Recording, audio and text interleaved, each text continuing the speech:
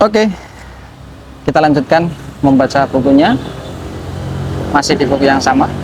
Dan masuk di tertawa secukupnya saja. Ya. Banyak ayat Al-Quran yang mengisyaratkan bahwa humor dibolehkan. Ada banyak cerita tentang tertawa dalam Al-Quran.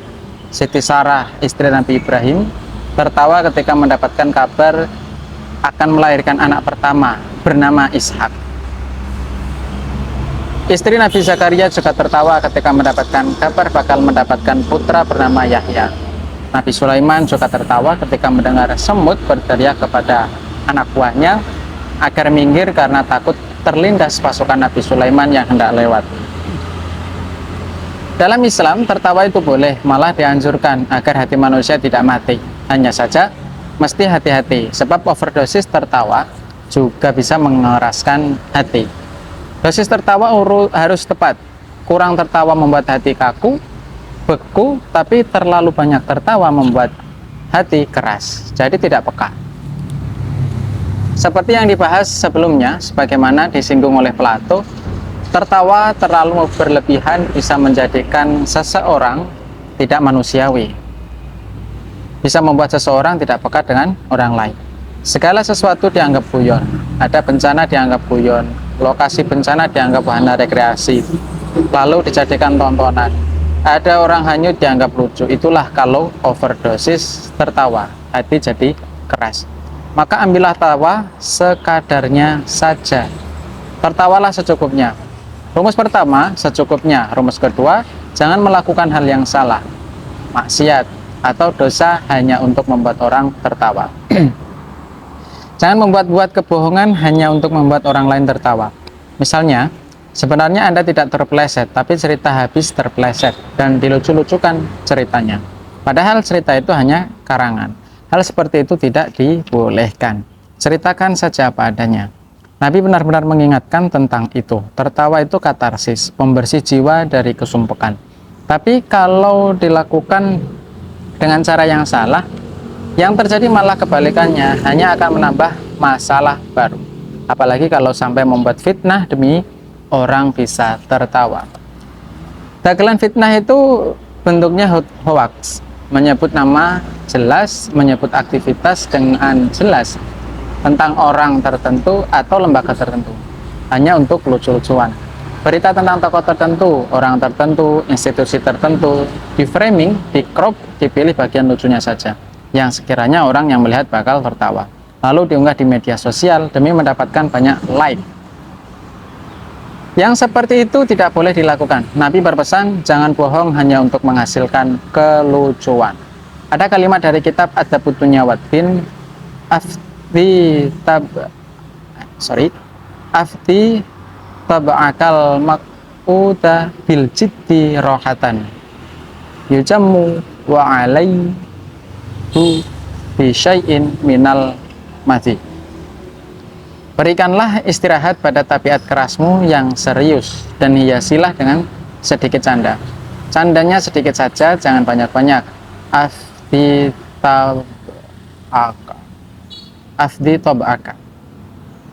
Fungsikanlah tabiatmu yang keras. Sungguh-sungguh bil jiddi rohatan. Berikan sedikit istirahat. Mungkin dalam 24 jam, selama 10 jam kita keras, maka berilah istirahat sebentar dengan senda gurau. Walakin idza atyatul madza falyakum bimiqdari ma tuhib ta'ama minal milhi. Tetapi jika engkau menyampaikan senda gurau atau candaan, berikanlah sekadar engkau memberi garam. Jadi seperti memberi garam pada makanan, secukupnya saja. Makanan yang terlalu banyak garamnya tidak akan bisa dimakan, kurang garam juga tidak enak. Jadi bergurau itu menurut Adabud Dunya Waddin seperti memberi garam pada makanan. Ada hadis riwayat Abu Daud dari Abu Umamah, Rasulullah SAW bersabda, ana dhaimu bibayitin fi rabbadil jannati. Aku menjamin sebuah istana di pinggiran surga, liman tarokal mir ro'a wa ingkana muhiqqan, bagi orang yang meninggalkan perdebatan meskipun dia benar. Sekarang ini perdebatan semakin marak dan berujung pada perselisihan. Kebanyakan perdebatan berujung pada konflik berkepanjangan, sehingga jika ada orang yang meninggalkan debat kendati dia benar, Nabi menjaminnya dengan rumah di pinggiran surga. Nabi sangat mencintai persatuan, kerukunan, dan perdamaian. Maka jika ada perdebatan, lebih baik kita menyingkir meski kita benar. Itu kalimat yang pertama. Kalimat kedua, wa bi baitin fi wasotil jannati liman taroka kadiba wa in kana masihat. Dan satu rumah di tengah surga bagi orang yang meninggalkan kebohongan meskipun hanya bergurau. Mungkin kita menemukan bahan untuk melucu tapi berupa kebohongan. Sebaiknya tinggalkan saja hal seperti itu. Rasulullah menjamin rumah di tengah-tengah surga bagi yang meninggalkan kebohongan. Yang terakhir, wa bi baitin fi alal jannati liman hasana khuluquhu. Dan satu rumah di surga yang tinggi, yang tertinggi bagi orang yang memperbaiki akhlaknya. Jadi kalau kita tidak suka berdebat, tidak mau bohong hanya demi lucu-lucuan dan memperbaiki akhlak, maka kita mendapatkan semuanya. Kita bisa punya rumah banyak, bisa jadi developer di surga. Ada satu puisi bagus dari Khalil Gibran. Keep me away from the wisdom which does not cry, the philosophy which does not laugh, and the greatness which does not bow before children. Keep me away from the wisdom which does not cry. Kebijaksanaan yang tidak menangis adalah kebijaksanaan yang cuek, tidak peduli situasi sekitarnya. Kebijaksanaan yang sombong, kebijaksanaan yang tidak empatik, karena yang semacam itu hanya menambah beban. Yang kedua, tinggalkanlah the philosophy which does not laugh, filsafat yang tidak bisa tertawa, filsafat yang tidak membuat Anda longgar, filsafat yang hanya membuat Anda sumpek. Carilah filsafat yang membuat Anda tertawa. Tapi bukan berarti filsafat lucu-lucuan. Carilah filosofi yang membuat Anda longgar ketika menatap hidup, bisa tertawa dan bisa tersenyum. Belajar filsafat adalah upaya untuk memecahkan masalah, usaha untuk mencari jalan keluar. Filsafat bukan problem maker, bukan malah menambah masalah baru.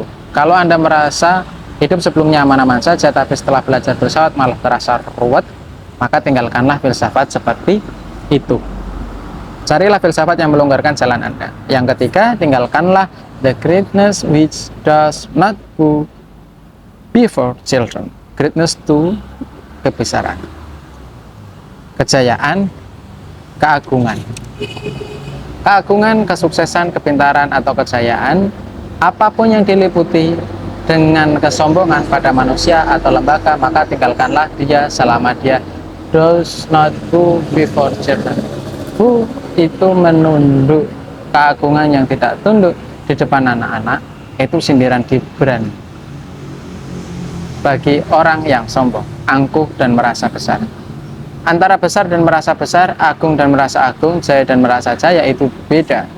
Bila ada orang sombong, merasa jaya, merasa besar, dan merasa tidak layak menunduk di depan siapapun, hindarilah orang itu, siapapun dia, karena bagi orang sombong, semua kualifikasi akhlak yang baik akan runtuh. Sombong adalah penyakit paling akut yang membahayakan ego manusia, termasuk kita di hadapan Allah. Dalam teologi, sombong adalah syirik kecil. Sombong itu ibarat menduakan Allah dengan diri sendiri. Jadi, filsafat itu bergandengan dengan tertawa. Belajar filsafat berarti kita belajar tertawa, gembira, menertawai hidup, dan menertawai diri kita sendiri. Disitulah fungsi introspeksi sekaligus katarsis dari filosofi humor. Terima kasih.